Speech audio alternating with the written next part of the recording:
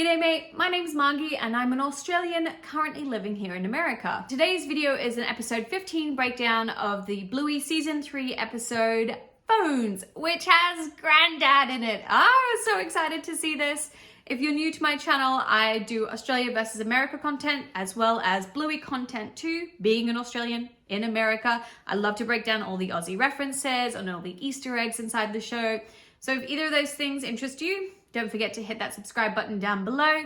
And also give me a comment. Where are you guys all from? We've had a huge surge of people coming into this channel over the last sort of 2 weeks of me doing these breakdowns. So I would love to know where you guys are, what country you're in, or you can just say hello down below. Any of that is okay. If you haven't seen any of my previous breakdowns, there'll be links to those in the description box down below. I'm trying to get back up to schedule with each episode at least coming out the day after they come out in Australia. Things have been a bit hectic though lately with promoting our book, My Santa, Your Santa. Self-promo shout out, of course. Link for that is down below. It's not available on Amazon worldwide. So if you're looking for a Christmas book this year for someone or for yourself or for your children, please go check it out. It would really mean a lot to me. Otherwise, let's just get straight into this, starting with our synopsis. Bluey and Bingo want to play restaurants with Grandad, but it's a little different than he's used to.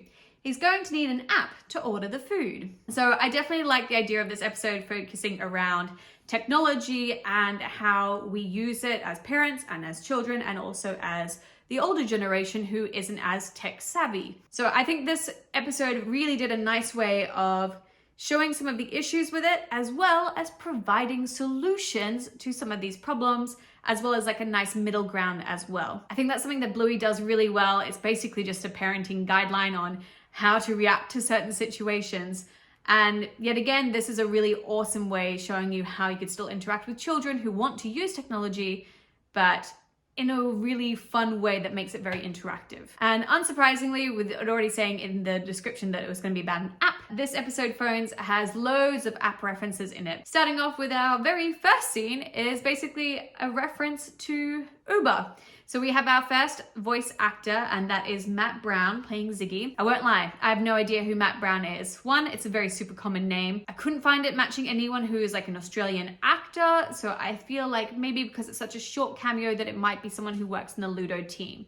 If you know, let me know down below. We then get a really cute nickname from Chilli's granddad. He calls her Chilli Dog, which of course is a really cute reference to the food Chilli Dog. And then we get to find out what Grandad's real name is. It's Mort. I won't say that's a super Aussie name, but it's still cool to find out what his name is. We then get a beautiful zoom out of the cul-de-sac that they live on, so we can see Wendy and Judo's house, as well as Doreen's house, and then Lucky lives behind them, as far as I'm aware. And then we sort of get that confirmation that, yeah, he was in an Uber by Chilli having to explain to him, oh, you don't need to pay, it's all done in an app. And then Grandad being like, what's an app? Because he doesn't have a phone. And that's where the whole moral dilemma of this comes into play, especially about sort of old people and technology. So our next scene is really cute. Grandad's running in. The kids are super stoked to see him, but they are playing what they call restaurants and they want him to play with them. But he doesn't have a phone, so Bingo gives him her phone that she's made and she goes off to make her own phone. We then get our next technology or app reference, and that is to Airbnbs. And specifically this Airbnb, we find out, is the home of the Waggles, also known as the Wiggles in real life. This is such a cool Aussie reference. I feel like the Wiggles, though, of course, are internationally known. We've got everyone here. We've got Lockie, Emma, Anthony, and Simon. And Anthony's even like playing his guitar as well, so that's really cool. Obviously, this episode was made before Emma quit the Wiggles, which is why her signature is the one that's on the photo here.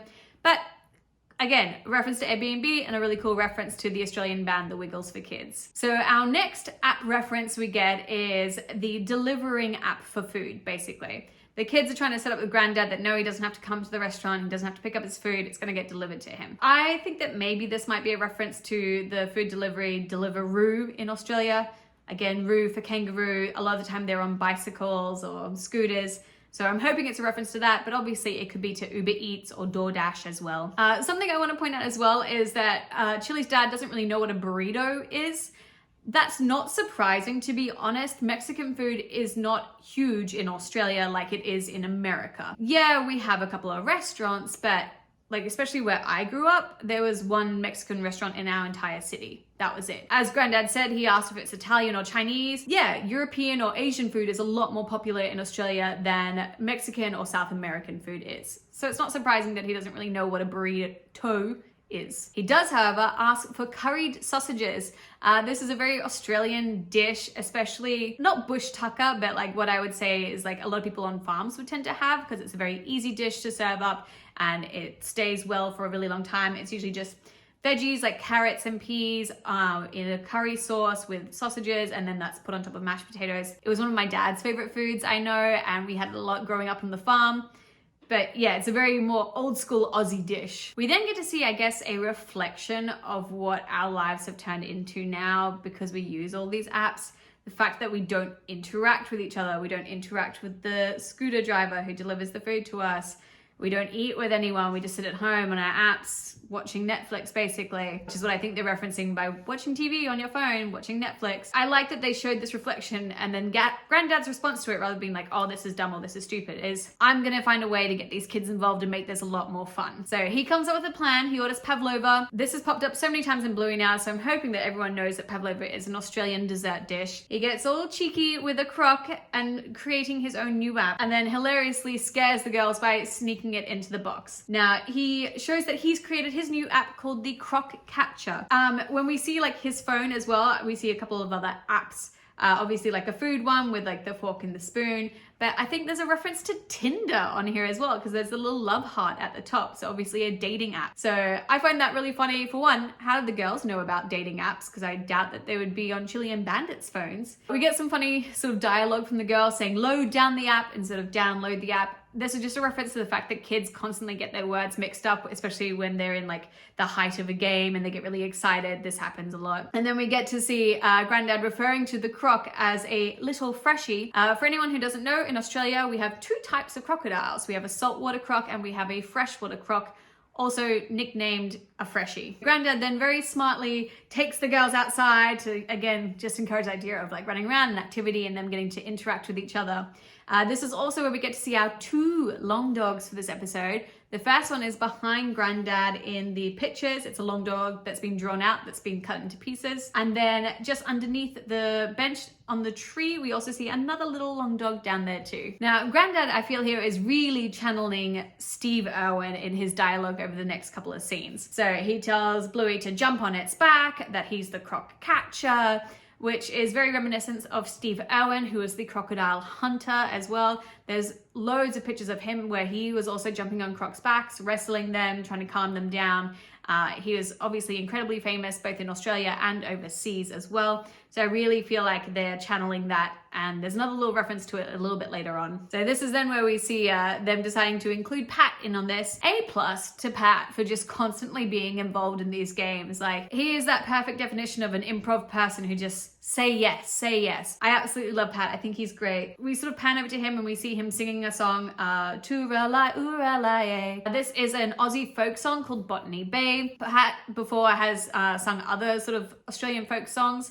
Obviously there's no issues with like copyright with that. So that's why we always get to see him singing those really Aussie songs. And of course, we got him hanging up some sports jerseys, the cricket bat in the back. We know that they love the sports. And then something that's really funny is when we pan back to the girls after they've thrown the croc over to attack Pat, you hear him yelling, oh, crikey. Crikey, of course, being a very Aussie word, and also sort of the catchphrase for Steve Irwin, the crocodile hunter. Our last Aussie slang reference is from Grandad saying, you beauty, which basically just translates into meaning, that's awesome, that's great, really good. So I love the fact that Grandad uses a lot of Aussie slang in his dialogue. And then our final scene is kind of like a flashback almost to the episode Grandad when we first got to meet Mort. And with him and Chilli, their backs to each other and just holding each other and saying, you know, kids are still kids though. And this like kind of made me a little teary-eyed thinking about the Grandad episode where we saw Chilli de-age down. So again, a really beautiful shout out to that amazing and beautiful episode too. And a really great way, I think, to end off this episode as well. Overall, I think, again, it's a really great way of showing how grandparents can still interact and play with their grandchildren, even using technology. even if they don't know what they're doing, they can just play along, and it's all about the creativity behind it. I think it's a really awesome way of not showing, you know, parents shouldn't be letting their kids use technology this much, or like, you know, you should be playing like how I played as a kid. Instead, though, it shows just a way of adapting so that everyone gets to play together and be happy. And I really love that. So well done, Bluey. 10 out of 10. These last sort of second half of season 3 so far, I think it's been really good. It sort of found its footing. I'm enjoying seeing all the other characters as well. So I really love that. But if you also really loved this video, don't forget to leave a big thumbs up as well. I really appreciate it. Don't forget to hit the subscribe button too. And if you saw any other Aussie references, Brisbane references, any other Aussie slang that I might have missed, Easter eggs, any of that, don't forget to leave a comment down below as well to let me know. I love interacting with all of you guys. It's been really fun chatting with everyone new who's been coming over to my channel. So thank you so much for coming. If you haven't seen any of my other videos, there'll be links in the description box down below. And otherwise, I will see you for the next video, Pavlova. Mwah! Bye!